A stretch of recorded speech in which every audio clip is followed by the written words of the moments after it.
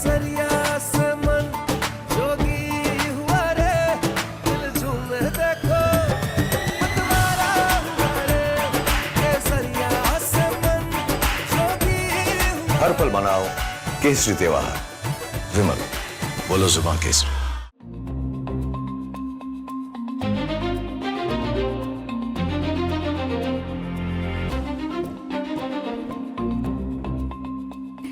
नमस्कार, आप सभी का बहुत बहुत स्वागत है। मेरा नाम रूबिका लियाकत है। इस वक्त आप देख रहे हैं टाइम्स नाउ नव भारत। 8:50 हो चुके हैं और न्यूज की पाठशाला में आपका दाखिला हो चुका है। मैडम आ चुकी है।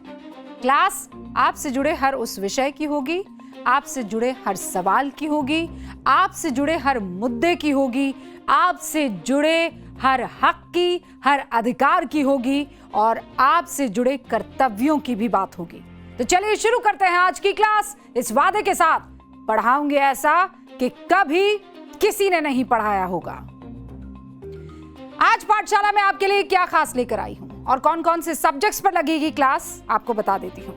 चैप्टर नंबर 1, करप्शन पर एक्शन की क्लास है। यह मोदी सरकार की बहुत बड़ी कार्रवाई इसलिए क्योंकि एनटीए से 47 ऑफिसर्स को बर्खास्त कर दिया गया है।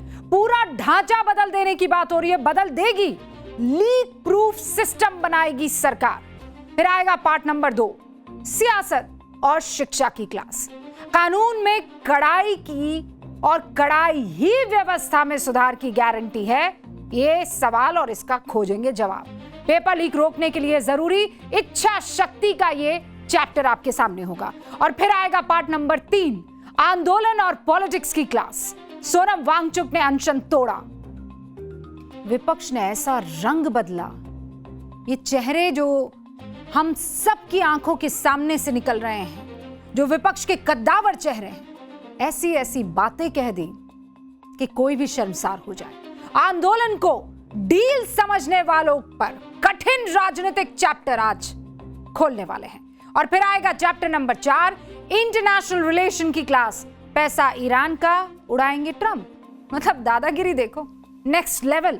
अमेरिका की वसूली, धमकी और टैरिफ वाली पॉलिसी पर यह चैप्टर है, क्योंकि हम सबका अभी ध्यान कहां है, जंतर मंतर पर है, सीजेपी पर है। जो प्रधानमंत्री नरेंद्र मोदी नई नई चीजें और नए और कड़े कानून लेकर आ रहे हैं, इस परीक्षा की धांधली को रोकने के लिए हमारा ध्यान उधर है, लेकिन यहां बड़ी चीजें हो रही हैं। तो चलिए शुरू करते हैं हम न्यूज की पाठशाला, ये बताते हुए कि अंत में स्पेशल सेगमेंट देखना मत भूलिएगा, जिसमें हम आपको बताएंगे एक ऐसा मंदिर जहां खाली जगह की पूजा होती है। खाली जगह सोचा है कभी? तो चलिए शुरुआत करते हैं न्यूज की पाठशाला की पहले चैप्टर से, जिसे करप्शन के खिलाफ अपने किस्म का बहुत बड़ा एक्शन माना जा रहा है। एनटीए यानी नेशनल टेस्टिंग एजेंसी ने कठोर कार्रवाई करते हुए अपने 47 अधिकारियों को नौकरी से हटा दिया है। इन अधिकारियों के खिलाफ आपराधिक कार्रवाई की जाएगी। एजेंसी में बड़े पैमाने पर बदलाव किए जाएंगे। 47 ऑफिसर्स को बर्खास्त करने के अलावा सूत्र हमें यह बता रहे हैं कि एनटीए में आमूलचूल परिवर्तन किया जाएगा। अगले 1 महीने में एनटीए की रीस्ट्रक्चरिंग होगी, यानी नए सिरे से इसका गठन किया जाएगा। एजेंसी जिस तरह से आउटसोर्सिंग किया करती थी, उसको बदल दिया जाएगा। और हमें तमाम विशेषज्ञ बता रहे हैं कि एक समिति की सिफारिश है, और ये तमाम स्पेशलाइज्ड लोग हैं जिन्होंने एक कमेटी बनाई थी, उसकी सिफारिशों के आधार पर ये सारे बदलाव किए जाएंगे। कुल मिलाकर एक लीक प्रूफ व्यवस्था बनाई जाएगी। और आपको यह भी बता दूं मैं कि 15 से 20 राष्ट्रीय परीक्षाएं कराने की जिम्मेदारी आती है एनटीए के पास। 15 से 20 राष्ट्रीय परीक्षाएं। नीट तो है ही, लेकिन जेईई, सीयूईटी जैसी परीक्षाएं इसमें शामिल है। पेपर लीक के मामले में सरकार ने एनटीए में बहुत बड़ा एक्शन ले लिया है। अब सरकार ने एनटीए के रीस्ट्रक्चर और रिफॉर्म का भी फैसला कर लिया है, यानी एनटीए का नाम छोड़कर अब सब कुछ बदल जाएगा। Everything is going to change. NTA में 16 नए सीनियर पोस्ट क्रिएट किए जाएंगे। 8 डायरेक्टर लेवल के नए पोस्ट होंगे। 8 जॉइंट डायरेक्टर लेवल की नई पोस्ट बनाई जाएगी। यह इस वक्त की जानकारी हमें मिली है। तो सुधार होगा और बड़े लेवल का सुधार होगा। जब एनटीए के पूरे स्ट्रक्चर को बदलने की बात हो रही है तो आपको यह भी जानना चाहिए कि एनटीए में कुल कितने अधिकारी और कर्मचारी हैं। कुल 24 परमानेंट ऑफिसर्स हैं। कितने? 24। जबकि इस एजेंसी में कुल 39 स्थायी पद स्वीकृत किए गए हैं। होने कितने चाहिए? 39, लेकिन अभी भरे कितने हैं? 24। एनटीए में कुल 221 कर्मचारी है टोटल। मैं ऑफिसर्स की पहले बात बता रही थी, टोटल कर्मचारी की संख्या है एनटीए में 221। इसमें से 73 कर्मचारी कॉन्ट्रैक्ट पर रखे गए हैं, 124 कर्मचारी आउटसोर्स किए गए हैं और अब इसी को बदला जाएगा। इस बदलाव के साथ पेपर लीक माफिया से निपटने के लिहाज से एक ऐतिहासिक दिन भी रहा, आप ये जान लीजिए। अब आप पूछेंगे मैडम कैसे ऐतिहासिक रहा? एक एक करके बताऊंगी मैं, लेकिन आपको एकदम क्लियर माइंडसेट के साथ इस खबर को सुनना होगा। तो रेडी हैं आप? रेडी है मैम। आज देश की राजधानी दिल्ली में छात्रों के भविष्य को लेकर 2 अहम मीटिंग्स चल रही थी, ये तो आपको पता ही होगा। और दोनों मीटिंग्स मेरे अगल बगल आपको दिखाई दे रही है। एक तो कैबिनेट मंत्रियों की बैठक हो रही थी, है ना? एक बैठक संसद भवन में, जहां केंद्रीय कैबिनेट की मीटिंग प्रधानमंत्री नरेंद्र मोदी की अध्यक्षता में हुई। दूसरी बैठक हो रही थी संसद भवन से 750 मीटर दूर विट्ठल हाउस में, जहां सरकार के रिप्रेजेंटेटिव्स जितेंद्र सिंह, जेपी नड्डा दोनों मौजूद थे। किससे बातचीत करने के लिए? सीजेपी की तरफ से सौरभ दास और आशुतोष रांका से बात करने के लिए। सीजेपी की तरफ से सरकार के सामने 3 मांगे रखी गई है। पहली क्या है कि छात्रों पर केस नहीं होंगे। दूसरी है पेपर लीक की वजह से जिन बच्चों ने आत्महत्या की है, 20+ बच्चे हैं जिन्होंने पूरे देश में आत्महत्या की है, उनके परिवारों को 1 करोड़ रुपए का मुआवजा मिले। और तीसरी शर्त क्या है?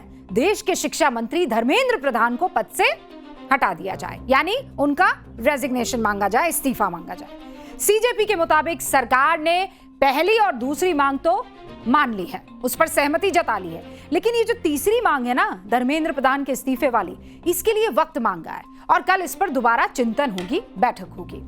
बैठक के बाद सीजेपी के ये दोनों प्रवक्ता बाहर निकले। धर्मेंद्र प्रधान के इस्तीफे को लेकर इन्होंने क्या कुछ कहा, आप जल्दी से सुन लीजिए। सरकार से इस बारे में विस्तृत चर्चा हुई है। सरकार ने इस मुद्दे पर, इस पॉइंट पर जवाब देने के लिए कल दोपहर तक का समय मांगा है।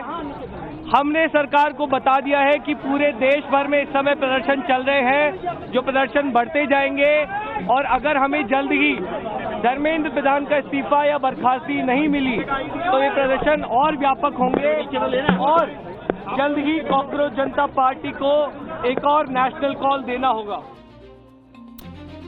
अब देखिए, यहां पर एक इशू तो है, इशू को समझना होगा आपको।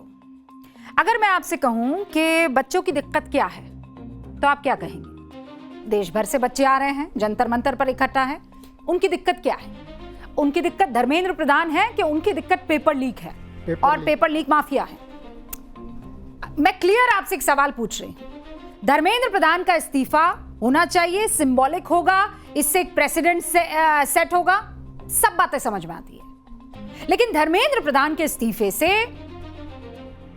क्या समस्या, व्यवस्था बदल जाएगी, खत्म हो जाएगी?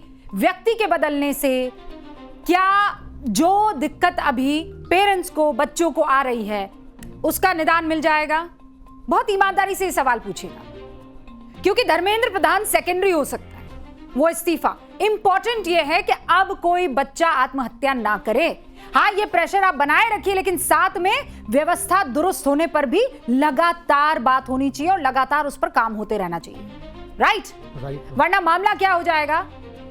सीजेपी पूरी समस्या का जड़ से निदान या समाधान चाहती है कि नहीं चाहती है, उस पर बड़ा सवाल लग जाएगा कि भैया ये सब तो ठीक है, ये सब तो ठीक है, पहले इस्तीफा नहीं, पहले इस्तीफा, पहले प्रॉब्लम का सलूशन।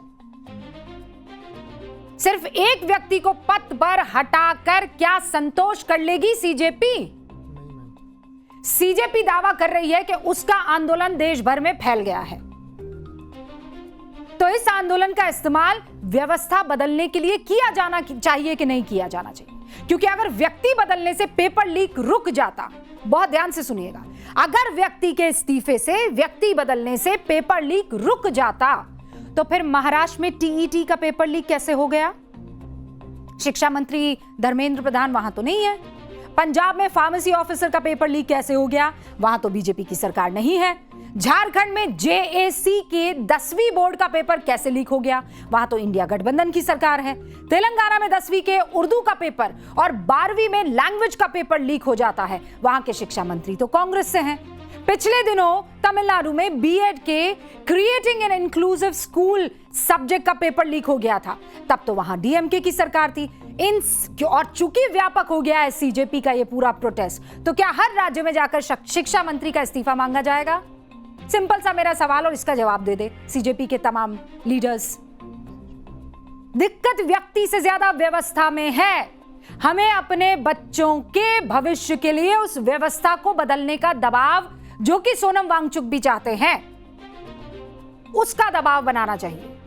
जिम्मेदारी धर्मेंद्र प्रधान की है, जिम्मेदारी धर्मेंद्र प्रधान की तय होनी भी चाहिए। अकाउंटेबिलिटी से कोई नहीं बचना चाहिए, लेकिन किसी के इस्तीफे भर से समस्या खत्म नहीं होने वाली है। यह सच बात है, कड़वी हो सकती है। आपके पॉलिटिकल उस एजेंडे को भले ही सेट ना करती हो, सूट ना करती हो, लेकिन सच तो यही है। समस्या खत्म करने के लिए व्यवस्था बदलने की जरूरत है। हमारे और आपके बच्चे सड़क पर हैं तो उनके त्याग, उनकी मेहनत, उनकी ऊर्जा का इस्तेमाल सरकार पे प्रेशर डालकर होना चाहिए। और प्रेशर किस चीज का? व्यवस्था परिवर्तन का, ताकि फिर कभी पेपर लीक ना हो, फिर कभी कोई परिवार पेपर लीक की वजह से अपने बच्चे को ना खोए। अब सरकार क्या कह रही है? वो व्यवस्था बदलना चाहती है। कल प्रधानमंत्री नरेंद्र मोदी आए 11:52 पर। मतलब इस तरीके का विजुअल प्रधानमंत्री नरेंद्र मोदी का आपने पहले कभी नहीं देखा होगा। भाई, प्रधानमंत्री की एक पूरी टीम होगी, मेरे सारे कैमरा पर्सन साथी यहां पर मौजूद हैं। अगर ये कहा जाए कि ये वाली जो फ्रेम है, इस फ्रेम को आप सही मानेंगे तो आप कहेंगे नहीं, ये तो प्रोफेशनल नहीं है, बिल्कुल भी नहीं है। लेकिन जेनजी से कनेक्ट करने के लिए प्रधानमंत्री ने खुद कैमरा अपने हाथों में लिया, वीडियो शेयर करके क्या कहा? पेपर लीक मामलों पर फास्ट ट्रैक कोर्ट का मसौदा तैयार हो गया है, अगले हफ्ते ये बिल संसद में पेश हो जाएगा। आप एक बार सुन लीजिए। फास्ट ट्रैक कोर्ट और कठोर सजा के प्रावधान के साथ का ये मुसद्दा कल कैबिनेट में चर्चा होगी। कैबिनेट के साथियों के सुझाव के बाद उसका अंतिम रूप दिया जाएगा और सोमवार से संसद का दूसरा सप्ताह शुरू हो रहा है, तब जल्द से जल्द उस बिल को सदन में पारित कराने का प्रयास किया जाएगा। तो भाई, पीएम के इस बयान से ये साफ है कि सरकार पेपर लीक रोकने के बड़े बदलाव और पेपर लीक रोकने के लिए बड़े चेंजेस करने की कोशिश में है। पीएम ने जो कहा उस पर कुछ घंटों में केंद्रीय कैबिनेट की मुहर भी लग गई, राइट? अब इसीलिए सूत्र हमें जो बता रहे हैं वो मैं आपको बताना चाहती हूँ, लेकिन उसके लिए हमको जाना होगा बोर्ड बाबू के पास। चलिए भाई, प्रणाम कीजिए बोर्ड बाबू को। भैया बोर्ड बाबू। अब मैं आपको ये बताना चाहती हूँ कि सरकार की तैयारी क्या है पेपर लीक पर, ठीक है? सरकार चाहती ही नहीं है कि आगे जो है किसी तरह की परेशानी अब युवाओं को आए। तो क्या तैयारी है? 10 साल की सजा जो है उसका प्रावधान है। क्या चाहती है वो? कम से कम 10 साल की सजा हो, सॉरी, अधिकतम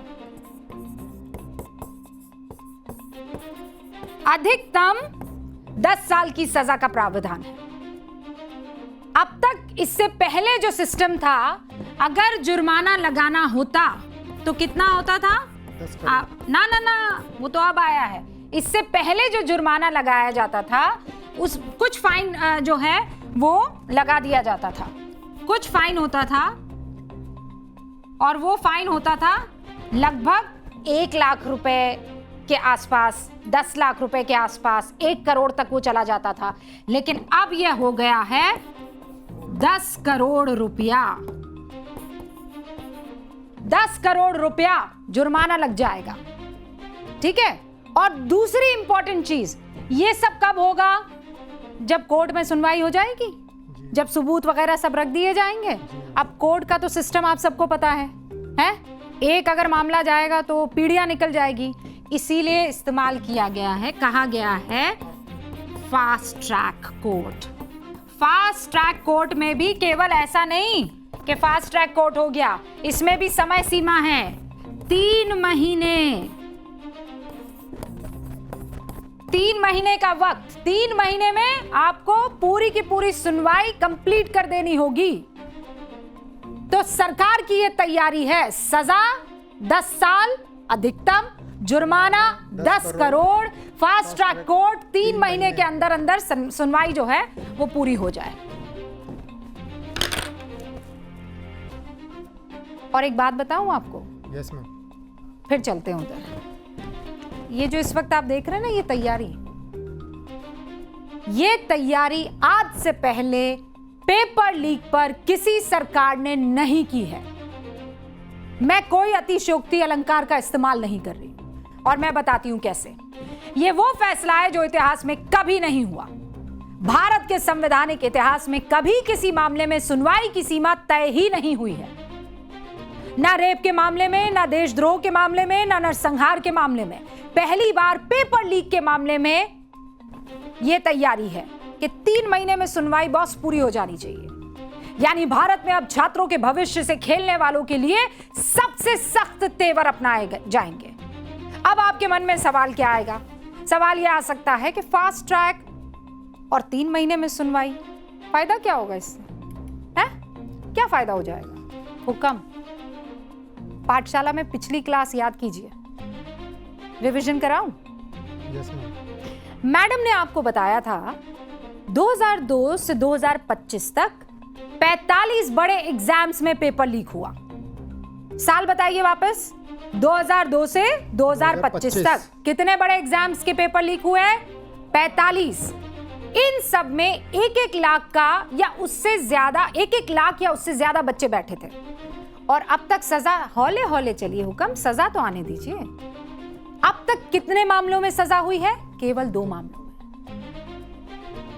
45 पेपर लीक हुए, सजा कितनों को मिली? केवल 2 को। सोचिए आप।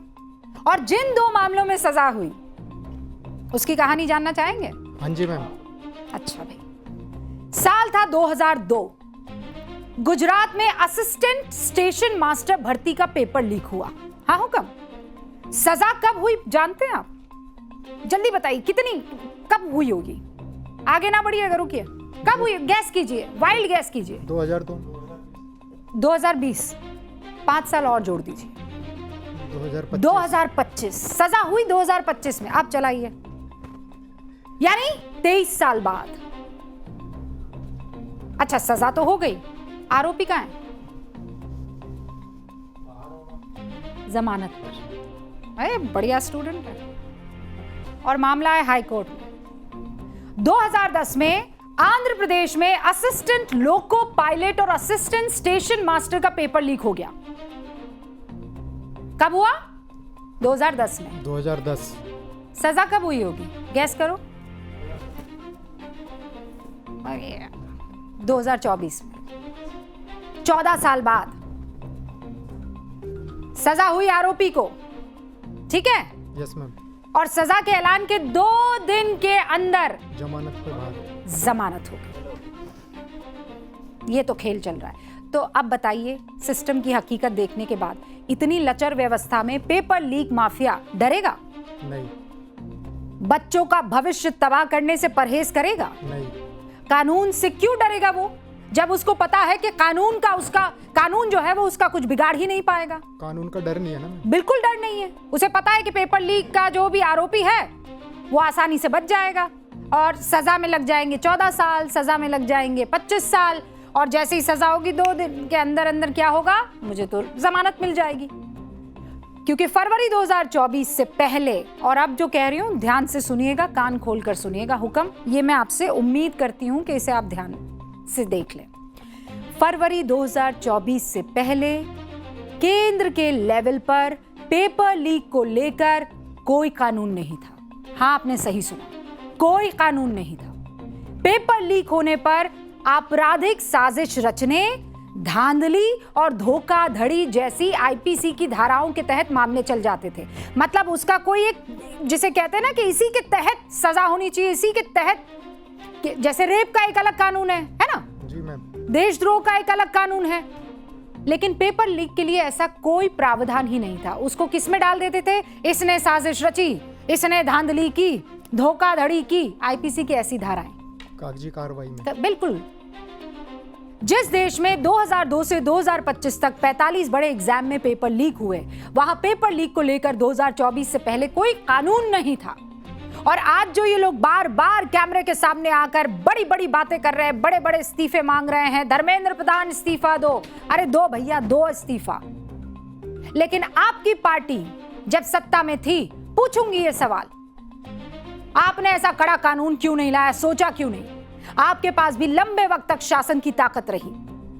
छात्रों के लिए उनके मन में अथाह प्रेम तब क्यों नहीं जागा? युवाओं के दर्द का आभास ये जंतर मंतर पर अचानक कॉकरोच जनता पार्टी बनने के बाद ही क्यों हो रहा है? पेपर लीक को किसी ने समस्या अब तक क्यों नहीं समझा? फरवरी 2024 में मोदी सरकार ने पहली बार केंद्रीय स्तर पर पेपर लीक के लिए कानून बनाया, पहली बार। और उसमें क्या था बताऊं आपको? ठीक है, जब मोदी सरकार ने नियम बदले, पेपर लीक,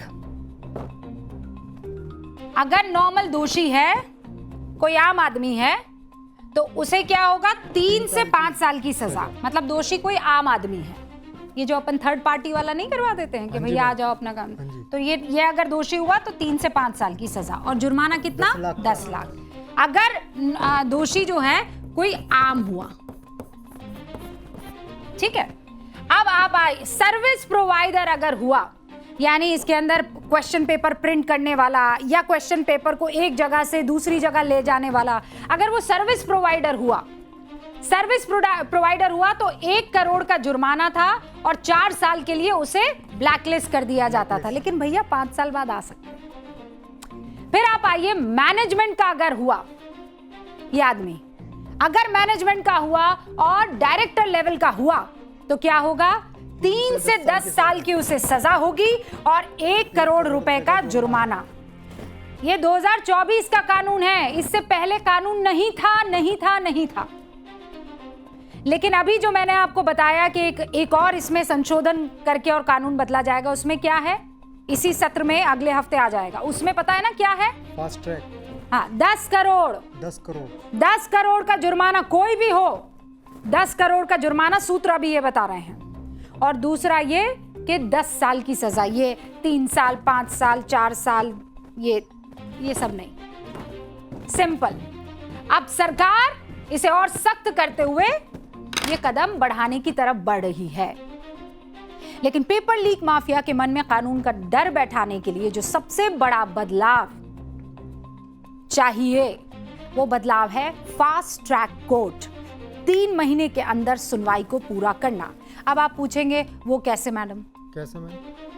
इस देश में अभी जो है सिर्फ बलात्कार और बच्चों से जुड़े अपराध के पॉक्सो के जो मामले होते हैं, उसके लिए 2019 से स्पेशल फास्ट ट्रैक कोर्ट है, ठीक है। मतलब बलात्कार हुआ, बच्चों के साथ अगर गलत काम हुआ, शोषण हुआ, तो उस मामले में 2019 से स्पेशल फास्ट ट्रैक कोर्ट है। कानून मंत्रालय के मुताबिक 2024 में इस स्पेशल फास्ट ट्रैक कोर्ट ने 96% केसेस को निपटा दिया। जो पहला लेवल होता है उस पर निपटा दिया, यानी कोर्ट में मामला आया, उसमें 1 साल के अंदर अंदर सुनवाई पूरी कर ली गई। ये तब है जबकि इस स्पेशल फास्ट ट्रैक कोर्ट के लिए कोई वक्त की पाबंदी नहीं है। यहां पे कोई ऐसी पाबंदी नहीं है कि 3 महीने में काम करना होगा। जबकि सूत्र हमें यह बता रहे हैं कि पेपर लीक के नए विधेयक में फास्ट ट्रैक कोर्ट को टाइम दिया जाएगा। भैया 3 महीने में सुनवाई पूरी कर लीजिएगा। मतलब विपक्ष के उस आरोप का भी जवाब देने की कोशिश की गई है, जहां यह पूछा गया कि सीबीआई तो कई मामलों में कई दिनों तक चार्जशीट करती ही नहीं है। अब ऐसा नहीं होगा, करना पड़ेगा, क्योंकि सुनवाई 3 महीने में पूरी होनी चाहिए। और जो विपक्ष डंके की चोट पर कह रहा है कि प्रधानमंत्री तो फास्ट ट्रैक कोर्ट का नाम लेकर बच्चों को लॉलीपॉप थमा रहे हैं, आज उनके लिए एक डेटा लेकर आई। रखूं डेटा? Yes ma'am. आंख कान खोलकर सुनिएगा इस डेटा के बारे में। आज बोर्ड बाबू का बड़ा काम है। हाँ, बोर्ड बाबू बिजी है आज। बहुत बिजी है। अब देखिए, नॉर्मल कोर्ट मतलब इसे आप समझ लीजिए केस की रफ्तार।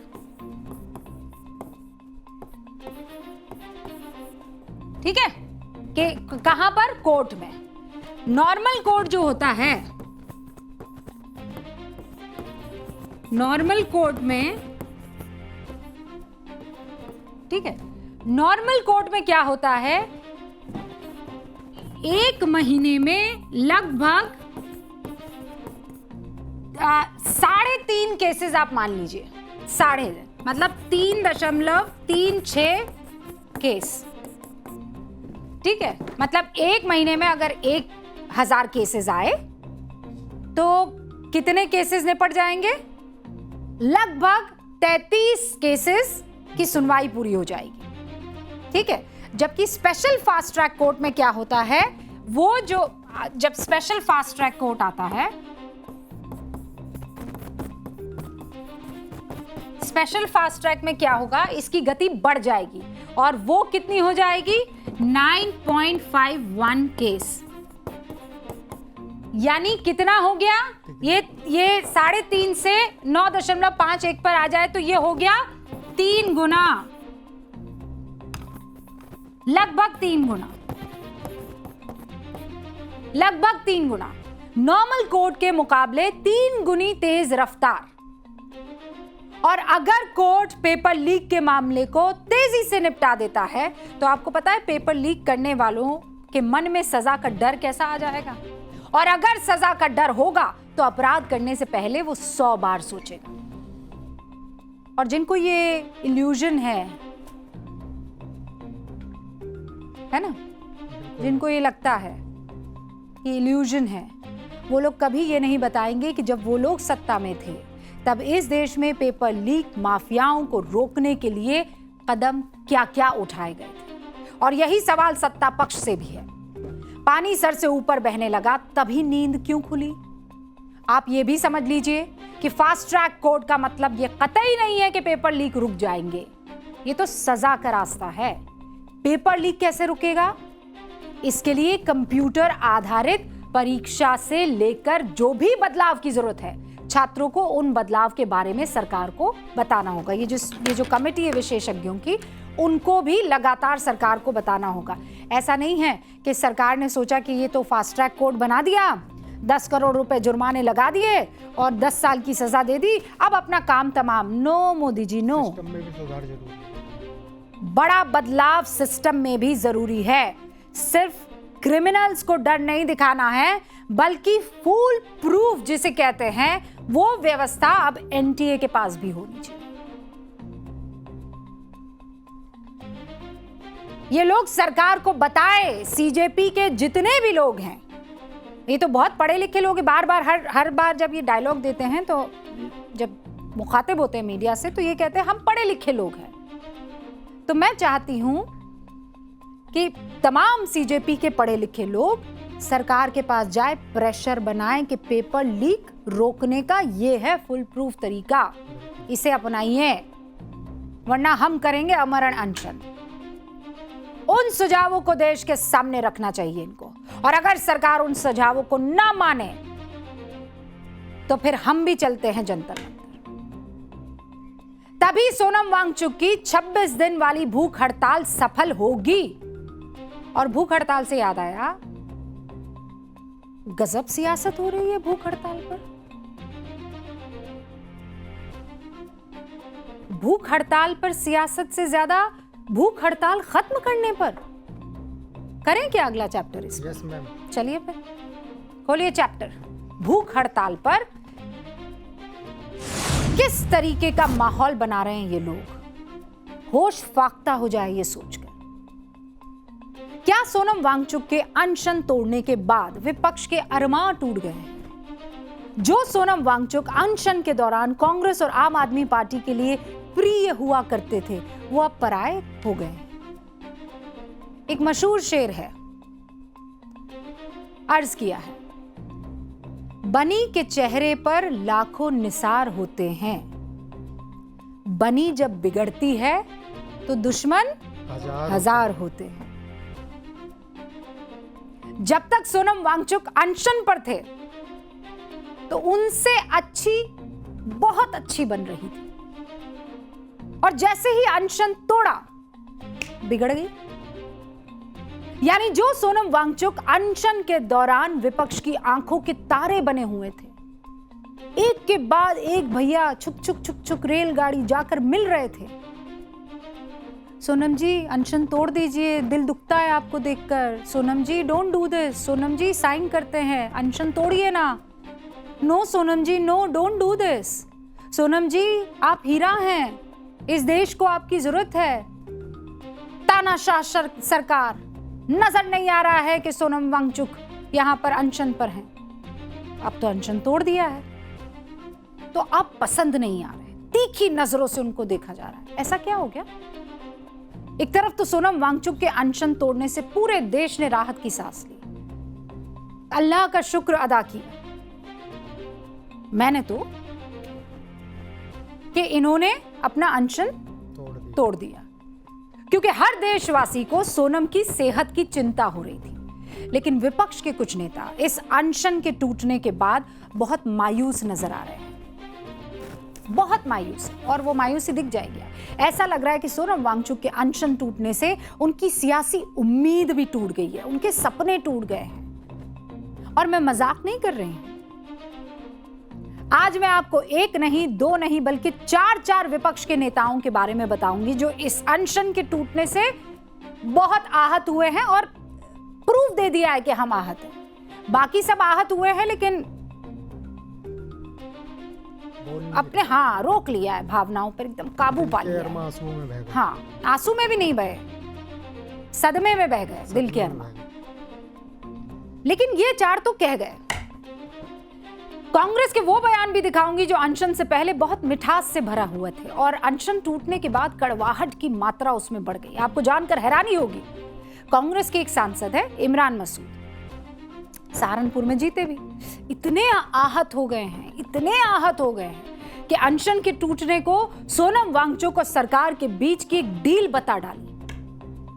दूसरी तरफ आम आदमी पार्टी के नेता सौरभ भारद्वाज इतने आहत लग रहे हैं कि उन्होंने तो अपने सोशल मीडिया अकाउंट पर वो सोनम वांगचुक की तस्वीर नहीं थी, सबने अपने प्रोफाइल पिक्चर में लगाया हुआ था, वो तस्वीर हटा दी। हैरानी तो आपको यह जानकर होगी कि विपक्षी पार्टियों ने एक चिट्ठी लिखकर सोनम वांगचुक से अपना अनशन तोड़ने की अपील की थी। कहा कि सोनम वांगचुक के स्वास्थ्य की चिंता है हमको, देश को उनकी सेवा की जरूरत है। और अब कांग्रेस के नेता कह रहे हैं कि यह अनशन तोड़ना तो एक डील है। कमाल है। वांगचुक के अनशन टूटने से आखिर विपक्ष के नेता क्यों आहत हैं? वजह जानते हैं? नहीं, बताऊं? बताइए मैम। लेकिन उससे पहले एक अनशन का फ्लैशबैक है ना, चलिए।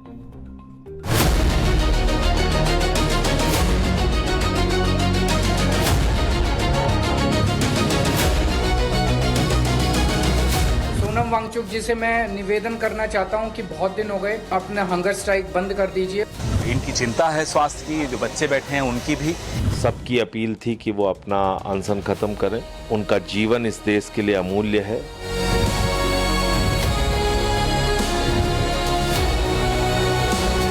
अब एक अभिजीत दीपके या एक सोनम वांगचुक सरकार नहीं है तो इस्तीफे से कम मंजूर नहीं है।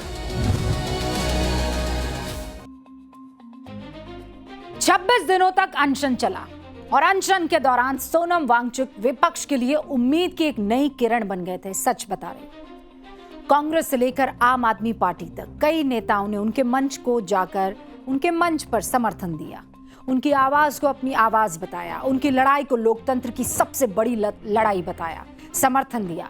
लेकिन जैसे ही सोनम वांगचुक ने आधी रात को अपना अनशन खत्म किया, सब कुछ आधा आधा हो गया।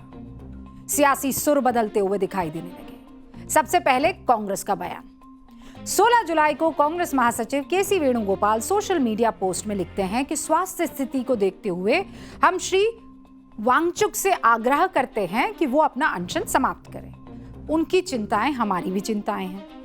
लेकिन जैसे ही कल रात सोनम ने अनशन तोड़ा तो आज 24 जुलाई को कांग्रेस के सांसद इमरान मसूद कहते हैं, हमें तो पहले ही दिन से पता था कि सोनम वांगचुक ने भाजपा से समझौता कर लिया है। यानी जब अनशन चल रहा था तो सोनम वांगचुक संघर्ष कर रहे थे, संघर्ष का चेहरा थे, आंदोलनकारी थे।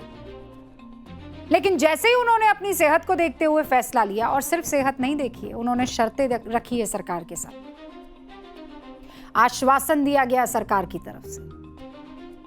जैसे ही उन्होंने ये फैसला लिया तो वो आंदोलनकारी से आंदोलनजीवी हो गए। वाह, इतनी जल्दी कांग्रेस का व्यवहार और सुर बदल गए।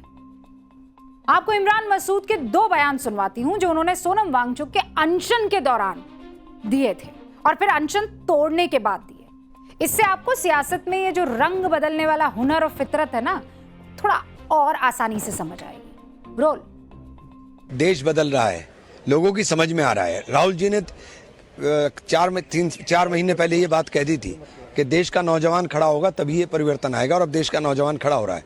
छात्रों की गूंज पूरे देश के अंदर सुनाई दे रही है। अन्ना पार्ट 2, 12 साल अन्ना अब खामोश हो गए, अब वांगचुक साहब खामोश रहेंगे। ये कुछ नहीं है इसके अलावा। हमें तो पहले दिन से पता था। कल डील कर रहे थे आप सरकार के साथ, कोई छात्र भी था क्या वहां? सारे लद्दाख के लोग थे। आपकी अपनी डील हो रही है, आपने अपना डील कर रही है, इसके अलावा क्या है सरकार के साथ? अगर इमरान मसूद को सोनम वांगचुक का अनशन एक डील दिखाई दे रहा है तो उनकी पार्टी के महासचिव 16 जुलाई को सोशल मीडिया पर अनशन तोड़ने की अपील क्यों कर रहे थे? कांग्रेस के दूसरे सीनियर नेता पवन खेड़ा 17 जुलाई को सोनम वांगचुक के मंच पर क्यों गए थे? सोनम वांगचुक से यह अनुरोध क्यों किया कि वो अपना अनशन तोड़ दें? अब जब सोनम वांगचुक ने अनशन तोड़ दिया है तो यह सरकार के साथ डील हो गई। कैसे? समझाइए।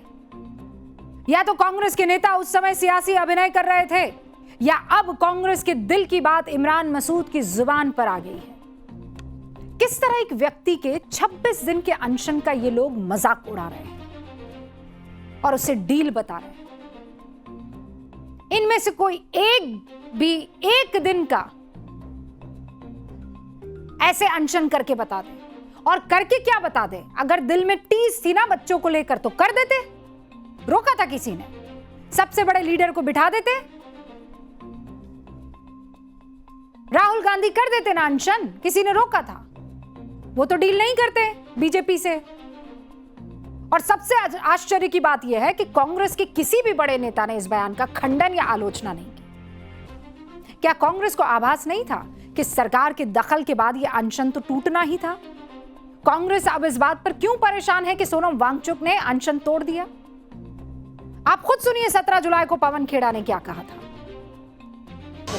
सोनम वांगचुक जी के स्वास्थ्य को लेकर हम सबको चिंता है, और एक बहुत संवेदनहीन सरकार ऊपर बैठी है जो लोकतांत्रिक विरोध की भाषा को नहीं समझती। ऐसी सरकार के सामने विरोध का तरीका बदलते रहना चाहिए। हमें इनकी चिंता है स्वास्थ्य की, जो बच्चे बैठे हैं उनकी भी, कि आप अपनी जान को जोखिम में डालकर इस सरकार से कुछ हासिल नहीं कर पाए। Valid point, right. सरकार की संवेदना की गुंजाइश उस वक्त नहीं थी, पर सरकार ने संवेदना दिखा दी ना, तो ये डील कैसे हो गई? अनशन टूटने से कांग्रेस की इस बेरुखी की वजह सोनम वांगचुक की पत्नी गीतांजलि अंगमो का वो बयान हो सकता है जिसमें उन्होंने राहुल गांधी के धरना प्रदर्शन पर सवाल खड़े किए। आपको याद होगा 3 दिन पहले 21 जुलाई को राहुल गांधी कांग्रेस के नेताओं के साथ पीएम मोदी के आवास के बाहर धरना देने पहुंचे थे। ऐतिहासिक तस्वीर। कहते हैं हर नेता के पास ये वाली तस्वीर तो भैया पक्का होनी चाहिए। ये बताता है कि मैंने संघर्ष किया है। ये तस्वीर तो होनी चाहिए। राहुल जी की एल्बम में ये तस्वीर नहीं थी, अब ये जुड़ गई। धरना देने पहुंच गए राहुल जी। उन्होंने अपने सियासी करियर की यह सबसे शानदार तस्वीर खिंचवाई। पूरा कांग्रेस उत्साह से गदगद दिखाई दे रही थी। लेकिन सोनम वांगचुक की पत्नी गीतांजलि ने इस पूरे धरना प्रदर्शन को एक सियासी स्टंट बता दिया।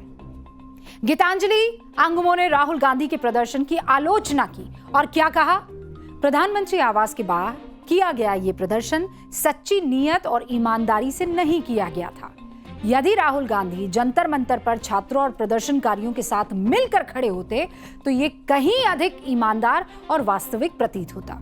इसीलिए अब जनता को इस तरह के राजनीतिक दिखावे से गुमराह नहीं किया जा सकता।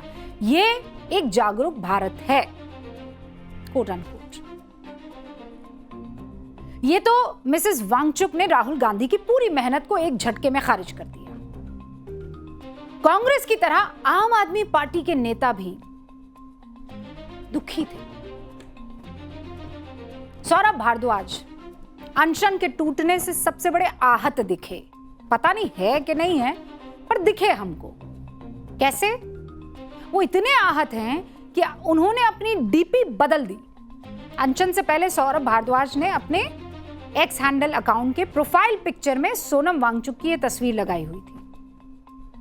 इस प्रोफाइल पिक्चर को आप बहुत ध्यान से देखेंगे तो इसमें लिखा है आई सपोर्ट सोनम, यानी मैं सोनम का समर्थन करता हूं। लेकिन जैसे ही सोनम वांगचुक ने अपना अनशन तोड़ा, फिर सौरभ जी आ गए, डीपी बदल गई। उन्होंने सोनम वांगचुक को हटाकर अपनी तस्वीर लगा दी। अब ये कोई गलत बात नहीं है भाई, उनका अकाउंट है, उन्हीं की तस्वीर लगेगी ना, किसी और की थोड़ी लगेगी। लेकिन टाइमिंग पॉलिटिक्स में बहुत महत्वपूर्ण होती है। It's very important. ऐसी भी क्या जल्दी या ऐसी भी क्या नाराजगी कि थोड़ा भी इंतजार नहीं किया, तस्वीर बदल दी। जबकि कुछ दिन पहले अरविंद केजरीवाल के साथ आम आदमी पार्टी के सीनियर नेता सोनम वांगचुक के मंच पर दिखाई दिए थे। इतना जोश था कि कहा कि भाई अगला मंत्री जो शिक्षा का होना चाहिए, ये मिनिस्ट्री किसी और के पास नहीं, सोनम वांगचुक के पास होनी चाहिए। अपील कर दी थी। जो सोनम वांगचुक अरविंद केजरीवाल के लिए इतने आदर्श पुरुष थे, वो अनशन तोड़ने के बाद सौरभ भारद्वाज के लिए इतने अप्रासंगिक कैसे हो गए कि तस्वीर हटा दी। 14 जुलाई को किस तरह अरविंद केजरीवाल सोनम वांगचुक से अनशन तोड़ने की अपील कर रहे थे, वो सुनिए आज। सोनम वांगचुक जी से मैं निवेदन करना चाहता हूं कि बहुत दिन हो गए, आप देश की धरोहर हैं, आप देश के एसेट हैं, आप प्लीज अपना धरना, अपना हंगर स्ट्राइक बंद कर दीजिए। और कई तरीके हैं, और मैं उनके धरने पे परसों शाम को, बृहस्पतिवार को शाम को 5 बजे मैं उनके धरने पे जाऊंगा, उनको समर्थन अपना देने के लिए। मतलब दिल के आरमा बह गए, सब समझ में आता है।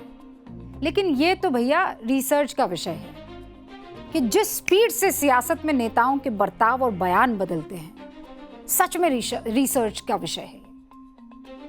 अब एक और विपक्ष के नेता हैं, सोनम वांगचुक के अनशन टूटने को साजिश के चश्मे से देख रहे हैं। उद्धव ठाकरे और संजय राउत इस आंदोलन का अपना समर्थन देने पहुंचे थे।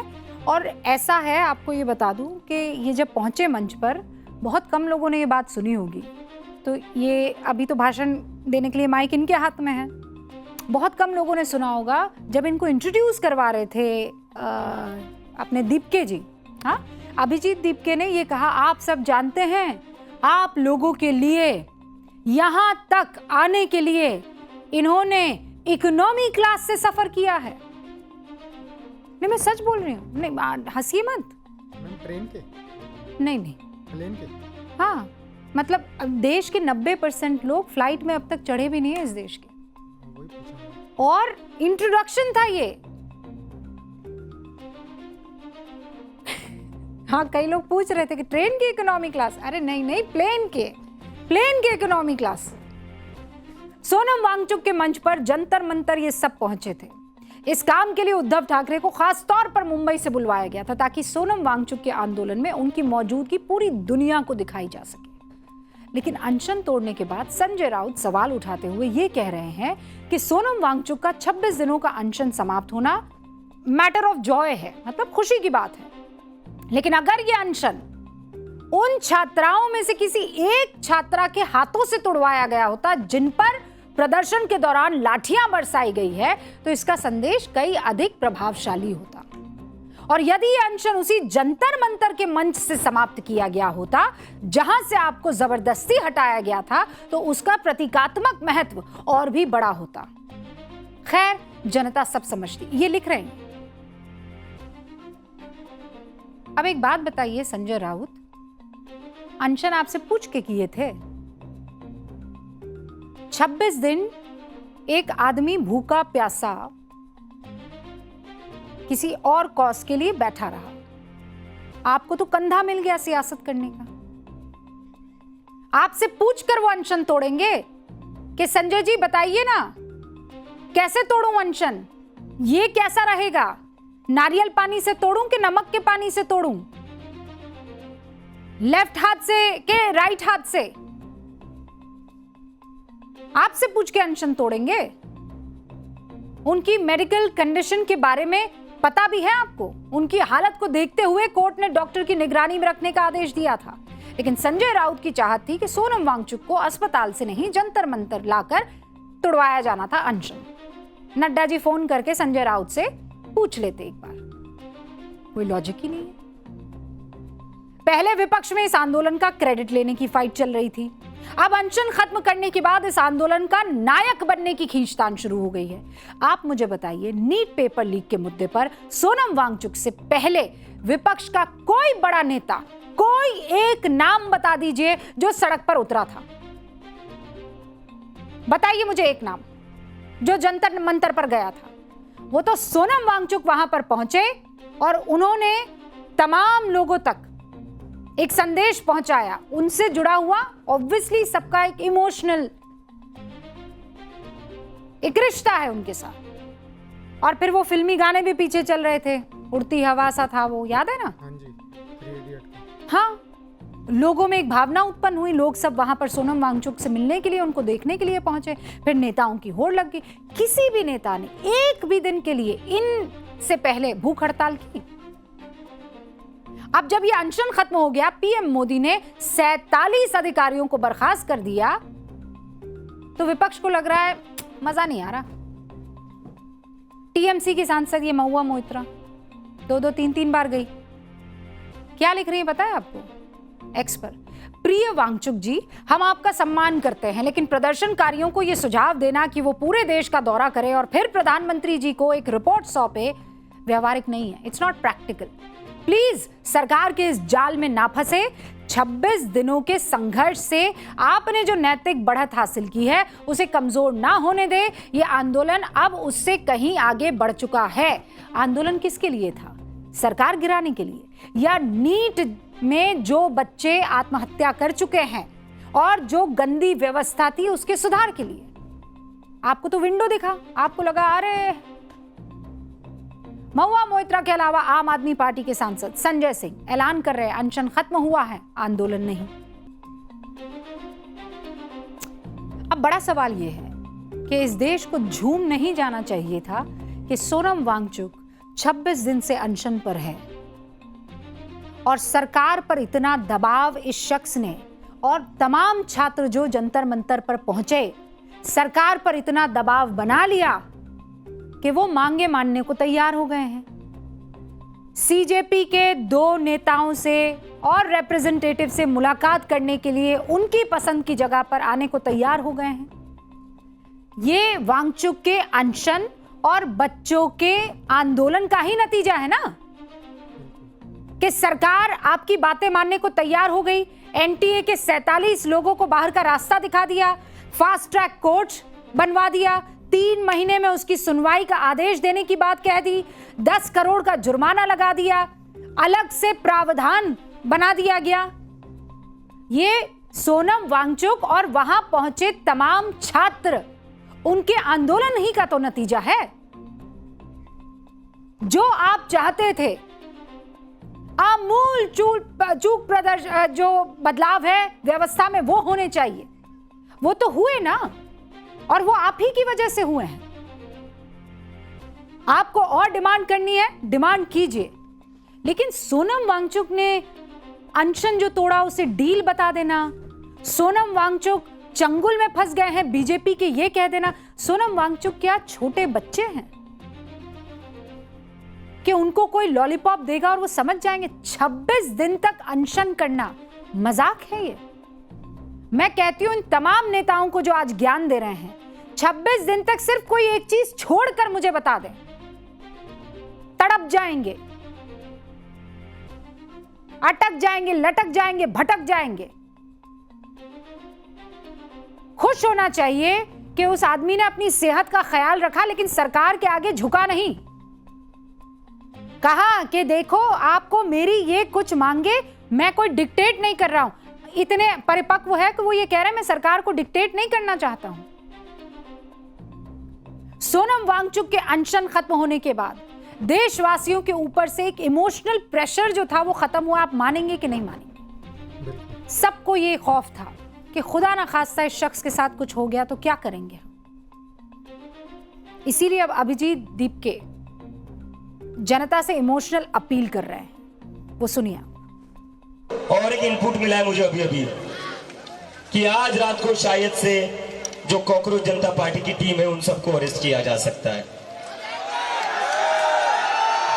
और मैं आप लोगों से माफी चाहता हूं, कल पूरा दिन मैं यहां नहीं था, मेरी तबीयत बहुत ज्यादा खराब थी। कल पूरी रात मैं सलाइन लेकर कितने सारे इंजेक्शंस लेकर आया हूं। अभी सुबह ब्लड टेस्ट भी सारे मैंने करा लिए, ये सलाइन का भी आप देख सकते हो। लेकिन ये मूवमेंट उससे कहीं ज्यादा इंपॉर्टेंट है। अभी भी बुखार होने के बावजूद, थोड़ा बॉडी में वीकनेस होने के बावजूद मैं यहाँ पर आया हूँ।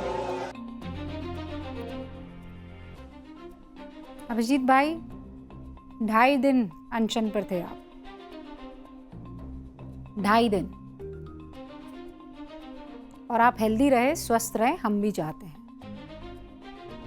लेकिन एक बात को समझ लीजिए, ये जो बड़ा सा आंदोलन इस वक्त खड़ा हुआ है वो था तो सोनम जी के कंधे की वजह से। और अब जो भी आप फैसला लेते हैं, और मैं मानकर चल रही हूं कि आप बच्चों के हक में फैसला लेंगे, अगर आपकी पॉलिटिकल मंशा नहीं है तो, और है भी तो उसमें किसी को कोई एतराज नहीं होना चाहिए, वो तो जनता तय करेगी। लेकिन जो बच्चों के हक में है, दीपके जी आपको बहुत सपोर्ट मिला है, वो प्रेशर जरूर सरकार पर बिल्ड कीजिएगा। आपने सोचा है दुनिया में एक ऐसा मंदिर भी है जहां किसी मूर्ति की नहीं, खाली जगह की पूजा होती है।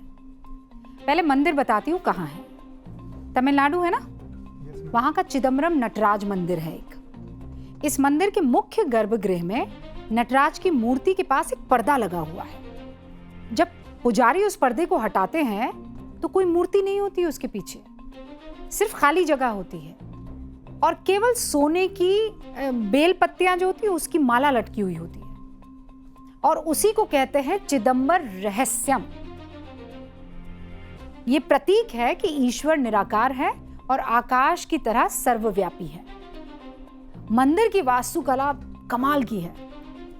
मंदिर का ढांचा आपको पता है इंसान के शरीर के हिसाब से डिजाइन किया गया। उस वक्त तो पता नहीं कैसे इन लोगों ने पता लगाया होगा। मंदिर की छत पर 21,600 सोने की टाइलें हैं, और आप पता लगाएंगे तो एक दिन में सांस भी आप इतनी ही मर्तबा लेते हैं लगभग। और 72,000 इस मंदिर में सोने की कीलें लगी हुई हैं। ये 72,000 शरीर में जितनी नाड़ियां हैं, नर्व्स हैं, उससे गिनकर जोड़ी गई है। और सोने की टाइलें और कीलें जो हैं वो आपके पूरे सिस्टम का हिसाब। मंदिर के शिखर पर 9 कलश है जो शरीर के 9 द्वारों को दर्शाता है। यह मंदिर बहुत बड़ी सीख देता है कि दृश्य यानी जो दिखता है उससे ज्यादा शक्तिशाली जो अदृश्य है वो है। धर्म और तर्क का ऐसा तालमेल सोचा है कभी? बज गई घंटी। कल एक्स्ट्रा क्लास है, आ जाना टाइम से। टाइम क्या है? 8:50। कहाँ आना है? न्यूज की पाठशाला में। मुझे दीजिए इजाजत।